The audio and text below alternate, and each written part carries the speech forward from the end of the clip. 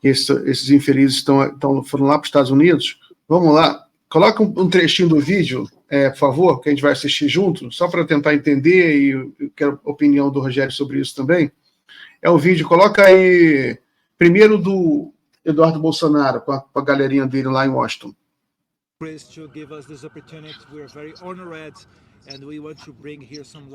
Eu não vou assistir tudo não, só assistir um pouquinho. Eduardo Bolsonaro, I'm the most voted ever congressman in the history of Brazil, also son of President Bolsonaro and former chairman of the Foreign Affairs. Esse vídeo eles estão lá em Washington hoje. I have always warned essa turminha toda. speeches in the Congress about the dangers of my country turning into a Cuba or Venezuela with their concentration camps. Today, unfortunately, I live in my own movie about the Gulag. And for those who think I'm exaggerating, I will cite here few simple names. Felipe Martins, the international advisor to President Bolsonaro, as Jared Kushner was to President Trump. A brilliant young man in his 30s with a promising future. Tá bom. Deixa eu só... Não vou... Tá bom. Não, deixa eu passar sem som. Um pouquinho sem som, só para ilustrar. Vou colocar a manchete aqui também. Rogério, eles estão lá nos Estados Unidos, né? A reclamação deles você vê que o Brasil se tornou Venezuela ou Cuba, com campos de concentração, e que tem uma ditadura judicial no Brasil.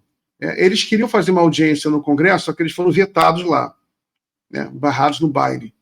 Aí eles fizeram essa coisa na rua aí, essa coletiva de imprensa. Não foi imprensa nenhuma, pelo jeito, né? Só tem eles mesmo se filmando, né?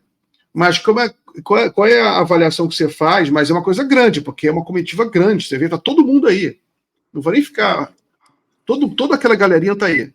Miguel, o discurso, sob o ponto de vista da racionalidade, ele é aviltante, porque ele não guarda nenhum tipo de verossimilhança com a situação real do país. Seja em relação à ideia de uma semelhança com Cuba ou com a Venezuela, e eu não estou analisando aqui se é meritório ou demeritório ser parecido ou não com Cuba ou com a Venezuela, mas o Brasil é uma outra dinâmica, é um outro país, uma outra frente que possibilitou a vitória do presidente Lula nas eleições de 2022, inclusive com a participação de muitos setores ligados ao empresariado, ao agronegócio, ligados aos setores exportadores.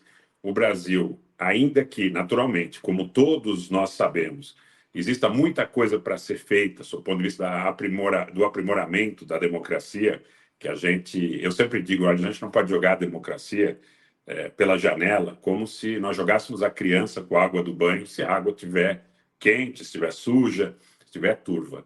Então, nós precisamos privilegiar o aspecto da melhoria do que significam hoje as premissas, as construções que são basilares do Estado Democrático de Direito. Mas a gente está muito, se bem críticas são admitidas, a gente está muito longe de uma ditadura judicial, a gente está muito longe de qualquer tipo de semelhança com Cuba ou Venezuela, muito longe de um cenário de restrição de liberdades, porque é difícil. Se eles evocam a questão das liberdades para que, em algum momento, sejam ceifados os dados mais importantes que permitem esse debate contraditório, quer dizer, eles estão usando a democracia para pregar contra a democracia. Em última instância, algo absolutamente, eu diria quase vexatório. Mas existe um público importante que ouve esse tipo de discurso, que compartilha, que acredita. Então, a grande disputa que a gente tem que fazer é a disputa pela formação, e isso eu venho dizendo desde o tempo da Lava Jato. Se você me perguntar em que modos, eu não sei dizer, porque ninguém talvez tenha fórmula mágica, mas de alargar a formação cívica e política da população brasileira para que não fique suscetível a esse tipo de discurso. Se servir como consolo, quer dizer, é um fenômeno mundial. Nós assistimos isso em Portugal recentemente, os resultados da eleição em Portugal nos fazem acreditar que é um fenômeno que já acontece também no continente europeu há muito tempo. Nós temos o Orbán na Hungria, nós temos um governo na Polônia também de extrema-direita, ainda que uma extrema-direita que confronta, né, essa extrema-direita do Orbán, Javier Milei na Argentina. Mas eu acredito que se nós olharmos para o fenômeno brasileiro, nós precisamos urgentemente investir na formação cívica e política da nossa população, para que essa população não seja suscetível a esse poço de disparates, de bobagens, de coisas absolutamente inadmissíveis. Nós não somos Cuba, nós não somos Venezuela. Na eleição, muito se dizia que aqui nós iríamos comer cachorro. Eu ouvi muito isso em ambientes até de pessoas com uma formação acadêmica teoricamente razoável, pessoas de classe média, pessoas teoricamente bem informadas, dizendo que nós iríamos nos transformar em Cuba, na Venezuela ou na Argentina, que, né, então era governada pelo Fernandes, e que isso aconteceria muito rapidamente em função da deterioração de certas premissas. E aí toda aquela conversa que eles reiteram do banheiro unissex, do kit gay, do cabelo azul, essa coisa toda da guerra cultural que Steve Bannon e Timon patrocinam desde a época do Brexit. Quer dizer, isso é um fenômeno global, Miguel. Nós precisaríamos nos debruçar sobre isso, inclusive com o auxílio de gente em outros países, em outros cenários. O presidente Lula vem falando muito sobre isso, que esteja disposta a defender as premissas que são mais do que as premissas da democracia, são as premissas que advêm do período pós-iluminista, são os princípios da civilização. Esse pessoal quer que nós retroajamos para 500 anos aí, ou 600 anos atrás. E eu acredito que não é um bom negócio, porque aí o que acontece? É a lei do mais forte, quem pode mais chora menos, inclusive é o que eles dizem, né? Guarda o choro, não aceito mimimi. Então, o que acontece? Eles querem que nós voltemos para o período da lei do mais forte. E esse tipo de evento, sinceramente e honestamente, apesar de ter muita gente que ainda acredita nisso, me parece sobremaneira patético, né? O chororô patético dos golpistas dos Estados Unidos define muito bem. É descabido, não há nada que se possa sequer ser discutido, porque são disparates.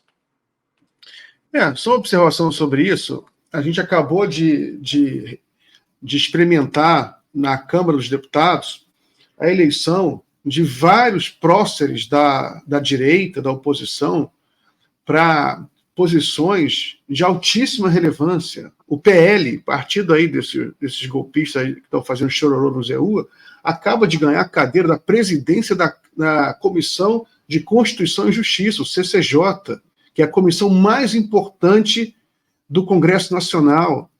Que ditadura judicial é essa? Que eles têm tudo. Né? Eles têm o Congresso é conservador, o governo não pode aprovar nada, nenhuma lei de costumes revolucionária. O Brasil não tem nada a ver com Cuba. O Brasil tem eleições regulares, município, Estado, presidente, tem a tripartição de poderes. É realmente muito patético. E agora, é o que restou para eles, né? É o que restou, essa narrativa da vitimização, da ditadura judicial, é a coisa que restou para eles, porque eles estão acuados.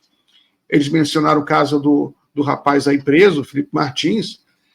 É sempre uma tragédia a prisão. Eu não sou desse que fico festejando a prisão de ninguém, entendeu? Mas o Brasil tem justiça, o rapaz pode se defender, ele tem bons advogados. Imagino até que e uma pessoa com bons advogados e com uma boa e com um bom comportamento na cadeia sai relativamente rápido, né? Então, eu acho que realmente é patético. Coloca aí o vídeo do Gustavo Gaia, sem som, só para a gente ilustrar também a ilustração, porque ele é um dos mais barulhentos em relação a essa coisa da ditadura judicial, até porque ele também está na mira das investigações, né? Ele é um dos que mais atiçaram o golpe de Estado. Inclusive, ele apareceu outro dia filmando,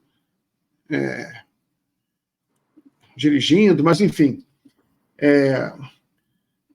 A que se atribui, como é que você analisa que essas pessoas elas consigam ainda ter tanto espaço, sabe, na sociedade brasileira, a ponto do Bolsonaro ainda ter chance, por exemplo, de caso ele recuperasse os seus direitos políticos, né, ainda ter chance de se reeleger? A que se atribui isso? Quais são os fatores socioculturais, sei lá, antropológicos, que você atribui essa força da extrema-direita no Brasil?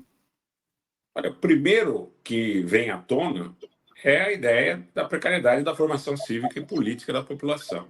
Nós temos uma série de outros fatores que são concorrentes, como, por exemplo, o investimento que foi feito nos últimos anos, com objetivo claramente político, em relação à questão do neopentecostalismo, principalmente esse de viés dispensacionalista, que tem um alinhamento automático com as políticas do Estado de Israel. Tem um grande erro, Miquel, ao meu ver, na análise que muita gente faz, dizendo que o Bolsonaro faz menção a Israel para agradar esse público. Na realidade, a ordem dos fatores não é essa. Esse público foi criado para dar subsídio para essa corrente política. Não é essa corrente política que vive desse público. Esse público foi criado exatamente para um colchão, para uma base de pessoas que politicamente estavam interessadas em fazer essa guerra, em promover essa guerra cultural, e precisavam de um substrato em relação à questão principalmente dos mais humildes. Se você pegar historicamente a questão na Grã-Bretanha, entre trabalhistas e conservadores, por exemplo, se você pegar a velha esquerda europeia, se você pegar, inclusive no Brasil, se nós retroagirmos aí a década de 60, você verifica que o discurso da direita, a diferença, basicamente, estava nas premissas relativas ao aspecto da economia, da gestão da economia, uma economia liberal. E esse pessoal trouxe à tona a questão da chamada guerra cultural, muito forte. Então, você vê aqui, eu estou em São Paulo, e vejo muitas vezes, numa padaria, num restaurante, num ambiente social, as pessoas discutindo que o governo do presidente Lula eventualmente fosse, ou seja, favorável à instituição do banheiro unissex, a questão da ideologia de gênero para as crianças na escola primária, porque as crianças estão pintando o cabelo de colorido, porque estão ensinando homossexualismo. Gente de classe média. Gente de classe média. E as pessoas menos instruídas, naturalmente, não quero ter uma concepção elitista em relação a essa percepção, mas ficam muito vulneráveis, principalmente quando você faz, ao lado dessa guerra cultural, um trabalho dessas denominações não pentecostais, que também tem um viés social. Eles arrumam emprego. Quando tem enchente, eles levam cesta básica.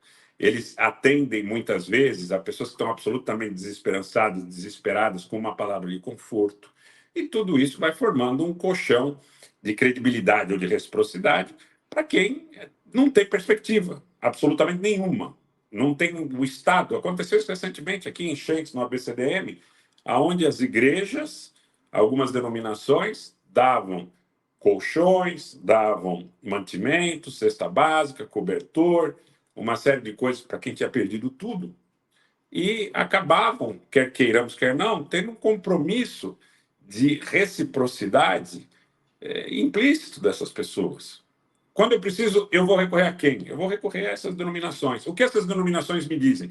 Que eu tenho que defender incondicionalmente Israel, que o Jair Bolsonaro foi um grande presidente, que o governo do presidente Lula prega com a ideologia de gênero, com o demônio, e toda essa discussão, quem está contra Israel está contra Deus. Eu vejo isso nas lives que eu faço, muitos comentários que são difíceis até de serem refutados.